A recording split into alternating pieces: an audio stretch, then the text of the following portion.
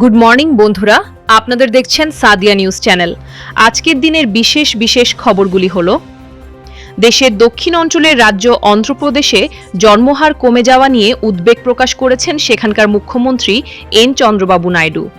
এই পরিস্থিতি মোকাবিলায় তিনি দম্পতিদের জন্য একটি নতুন আর্থিক সহায়তার পরিকল্পনা এনেছেন। নতুন ঘোষণা অনুযায়ী কোনো পরিবারের তৃতীয় সন্তান হলে ৩,০০০ টাকা এবং চতুর্থ সন্তান হলে ৪,০০০ টাকা সরকারি অনুদান দেওয়া হবে। ব্যাংকিং খাতে প্রযুক্তির এক নতুন অধ্যায় শুরু হলো অসমে।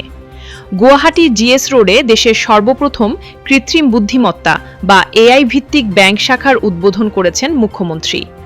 স্লাইস স্মল ফাইন্যান্স ব্যাংকের এই শাখায় গ্রাহকেরা ডিজিটাল পাসবুক প্রিন্টিং, স্বয়ংক্রিয় কিয়স্ক, কিউআর কোড ভিত্তিক লেনদেন এবং দ্রুত অ্যাকাউন্ট খোলার মতো আধুনিক সুবিধা পাবেন।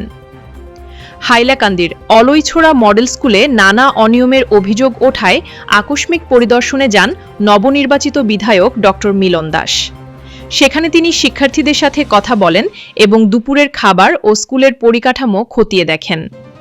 বিদ্যুৎহীনতা, পরিচয়পত্রের নামে বাড়তি টাকা নেওয়া এবং শিক্ষার্থীদের ধর্মীয় অনুভূতিতে আঘাত দেওয়ার মতো গুরুতর অভিযোগ প্রমাণিত হলে স্কুলের প্রধানের বিরুদ্ধে কঠোর ব্যবস্থা ও চাকরিচ্যুতির হুঁশিয়ারি দেওয়া হয়েছে।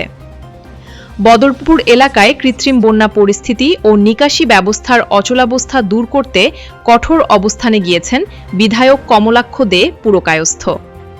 শহরের ড্রেন ও ফুটপাত দখল করে গড়ে ওঠা অবৈধ দোকানপাট এবং জলাশয় আটকে মাছ চাষের ফিশারিগুলোর বিরুদ্ধে দ্রুত বুলডোজার দিয়ে উচ্ছেদ অভিযান চালানো হবে বলে প্রশাসনের পক্ষ থেকে জানানো হয়েছে। এদিকে উত্তরপ্রদেশের কানপুরে এক নারী তার স্বামীকে জেল থেকে মুক্ত করার দাবি প্রায় ৫০ ফুট উঁচু একটি টাওয়ারে উঠে পড়েন। পক্সো ও অপহরণের মামলায় পুলিশ তার স্বামীকে গ্রেফতার করেছিল। পরে ঊর্ধ্বতন পুলিশ কর্মকর্তারা এসে আদালতের অনুমতি নিয়ে স্বামীকে সেখানে হাজির করলে ওই নারী নিচে নেমে আসেন। লক্ষ্মীপুরের খবর। লক্ষ্মীপুরের রাজাবাজার প্রাথমিক স্বাস্থ্য কেন্দ্রে চিকিৎসকদের অবহেলার কারণে এক নবজাতকের মৃত্যুর অভিযোগ তুলেছেন ভুক্তভোগী পরিবার। এই ঘটনাকে কেন্দ্র করে স্থানীয় বাসিন্দাদের মধ্যে তীব্র ক্ষোভের সৃষ্টি হয় এবং পরিস্থিতি নিয়ন্ত্রণে পুলিশকে হস্তক্ষেপ করতে হয়। মূল্যবৃদ্ধির খবর। চাল, ডাল, তেল, দুধ ও রান্নার গ্যাসের লাগামহীন দাম বাড়ায় সাধারণ মানুষের নাভিশ্বাস উঠছে। এই বাজার পরিস্থিতি নিয়ন্ত্রণে সরকার ব্যর্থ দাবি করে তীব্র অসন্তোষ প্রকাশ করেছে ছাত্র সংগঠন আশু এবং তারা আন্দোলনের হুঁশিয়ারি দিয়েছে। কুলিছড়ার খবর। কুলিছড়া গ্রামে দীর্ঘদিনের জমিজমা সংক্রান্ত বিরোধের জেরে দুই পক্ষের মধ্যে একটি রক্তক্ষয়ী সংঘর্ষের ঘটনা ঘটেছে। দেশীয় অস্ত্র নিয়ে হওয়া এই মারামারিতে উভয় পক্ষের অন্তত ৬ জন গুরুতর আহত হয়েছেন। এই ঘটনায় এলাকায় পুলিশি নজরদারি বাড়ানো হয়েছে। রামকৃষ্ণনগরের খবর। রামকৃষ্ণনগরের ভৈরবপুরে স্কুল থেকে বাড়ি ফেরার পথে নবম শ্রেণীর এক ছাত্রীকে জোরপূর্বক তুলে নিয়ে যাওয়ার চেষ্টা করে এক ফেরিওয়ালা।